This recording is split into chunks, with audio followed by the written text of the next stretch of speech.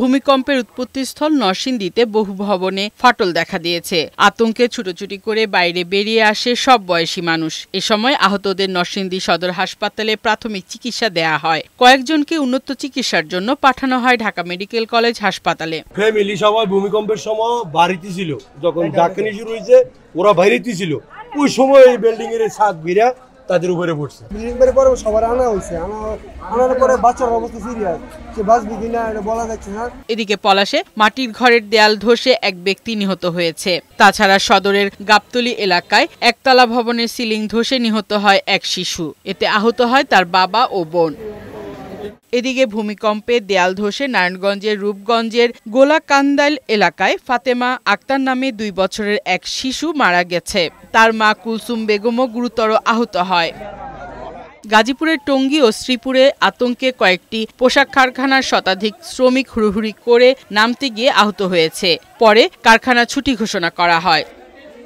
টাঙ্গাইলের নাগরপুরে তীব্র ভূমিকম্প অনুভূত হয়। এ সময় আতঙ্কে ঘর থেকে বের হয়ে আসে সব বয়সী মানুষ। আমার মনে হচ্ছে আমার মাথা ঘোরাচ্ছে, তো তারপরে আমি দেখতেছি বিল্ডিং সহ কাঁপতেছে। মাত্রাটা একটু বেশি হয়েছিল। আমি এর আগে অনেক ভূমিকম্প দেখছি এবং অনুভব করছি, কিন্তু এরকম হয়নি। ভূমিকম্পে জাহাঙ্গীরনগর বিশ্ববিদ্যালয়ের 5টি আবাসিক হলে ফাটল দেখা দিয়েছে। মেঝে দেয়াল ফেটে গেছে। এতে আবাসিক শিক্ষার্থীদের মধ্যে আতঙ্ক ছড়িয়ে পড়ে, তবে কেউ আহত হয়নি।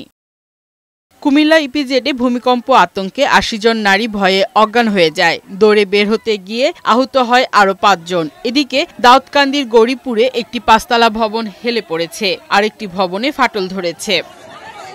বরিশালে ভূমিকম্পে জনমনে আতঙ্ক সৃষ্টি হয়, তবে জেলার কোথাও ক্ষয়ক্ষতির খবর পাওয়া যায়নি। গোপালগঞ্জের কয়েক দফায় কম্পন অনুভূত হয়। অনেকে আতঙ্কে বাড়ি থেকে বেরিয়ে রাস্তায় ছুটে যায়, তবে কোনো প্রাণহানির খবর পাওয়া যায়নি।